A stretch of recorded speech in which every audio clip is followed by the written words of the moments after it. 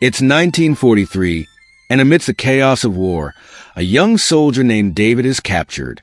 Exhausted, starved, and broken, he's held in a makeshift prison camp behind enemy lines.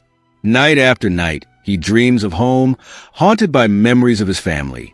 His captors, too, are worn down by years of conflict. One of them is a soldier named Klaus. They come from different worlds, trained to see each other as enemies. But one cold winter night, Klaus notices David shivering in the corner, on the verge of collapse. Against orders, he approaches him with a blanket and some bread, risking punishment. They don't speak the same language, but in that moment, empathy transcends the divide. Klaus doesn't see an enemy. He sees a fellow human, broken by the same war. And for the first time in weeks, David smiles, not out of joy, but out of the simple relief of being understood, of being treated as a person, not a prisoner. Empathy isn't just about feeling for others. It's a powerful tool that has reshaped societies. Even in moments of conflict, empathy is the reason we form communities. Think about it. Without the ability to understand and share each other's feelings, there's no foundation for cooperation. For thousands of years, it's been empathy that allowed humans to build villages, towns, and eventually nations.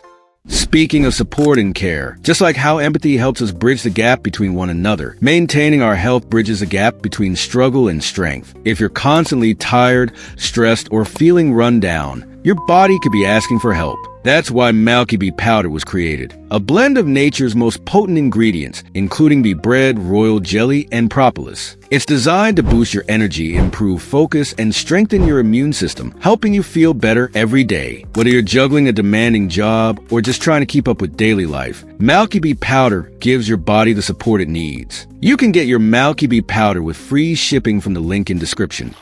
Back to empathy. Empathy isn't just a force for good.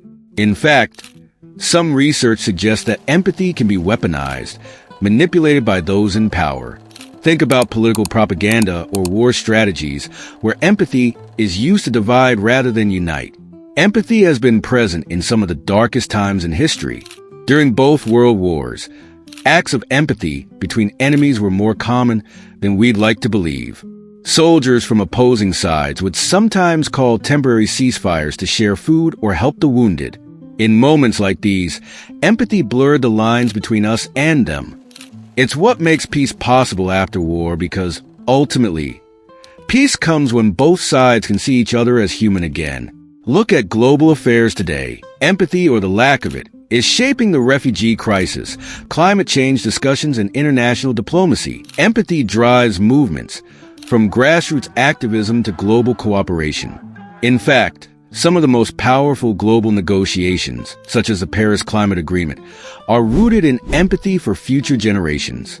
Why is empathy essential for our survival? Without empathy, we're more likely to see each other as competitors or even enemies. But with it, we collaborate, innovate, and thrive. Our ability to survive isn't just based on our physical strength or intelligence. It's deeply rooted in our capacity for empathy. In times of crisis, whether it's a global pandemic or a natural disaster, empathy is what ensures we protect not just ourselves, but the most vulnerable among us. Empathy isn't just a nice-to-have trait. It's the glue that holds humanity together. Without it, we fall apart. The story of the prisoner of war, it's not just a random anecdote. It was the start of an unlikely friendship that ultimately helped negotiate peace in their region. So, why can't we survive without empathy?